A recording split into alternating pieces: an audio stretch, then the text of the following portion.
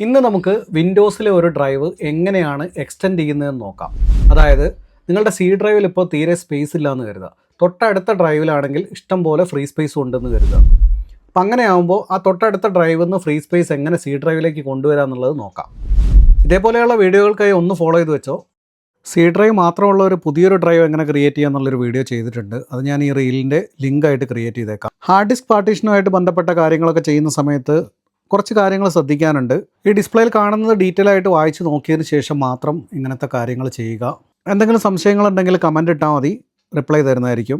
വിൻഡോസിൻ്റെ inbuilt ആയിട്ടുള്ള tool ഉപയോഗിച്ച് നമുക്ക് ഡി ഡ്രൈവിലെ ഡാറ്റ ലോസ് ആവാതെ നമുക്ക് സി ഡ്രൈവിലേക്ക് കൊടുക്കാനുള്ള ഓപ്ഷൻ ഇല്ല. ഡാറ്റ ലോസ് ആവാതെ നമുക്ക് ചെയ്യണമെന്നുണ്ടെങ്കിൽ തേർഡ് പാർട്ടി ടൂളുകൾ ഉപയോഗിക്കണം. തേർഡ് പാർട്ടി ടൂളുകൾ ഉപയോഗിച്ചത് ചെയ്യുന്ന ഒരു വീഡിയോ ഉടനെ പോസ്റ്റ് ചെയ്യുന്നതാണ്. ഇവിടെ ഇപ്പോൾ സി ഡ്രൈവിൻ്റെ സ്പേസ് 240 GB ആണുള്ളത്. അത് നമുക്ക് എങ്ങനെ എക്സ്റ്റെൻഡ് ചെയ്യാൻ നോക്കാം. ഇത് സ്പേസ് റൈറ്റ് ക്ലിക്ക് ചെയ്യുക, ഷോ മോർ ഓപ്ഷൻസ് കൊടുക്കുക, മാനേജ് എടുക്കുക, അതിൽ ഡിസ്ക് മാനേജ്മെൻറ്റ് സെലക്ട് ചെയ്യുക.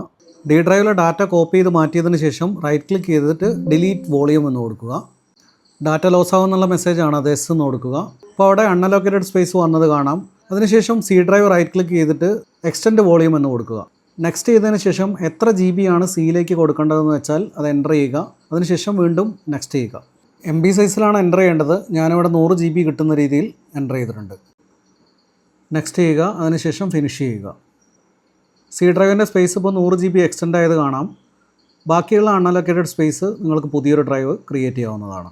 ഇതേപോലെ സിമ്പിളായിട്ട് ക്രിയേറ്റ് ചെയ്യാം, പക്ഷേ നേരത്തെ പറഞ്ഞ കുറച്ച് കാര്യങ്ങൾ ശ്രദ്ധിക്കേണ്ടതുണ്ട്. ഈ വീഡിയോ എല്ലാവർക്കും ഇഷ്ടപ്പെട്ടു എന്ന് കരുതുന്നു. അറിയാത്തവർക്കായി ഇത് ഷെയർ ചെയ്ത് കൊടുക്കുക. അടുത്തൊരു വീഡിയോ ആയിട്ട് കാണാം. Bye bye.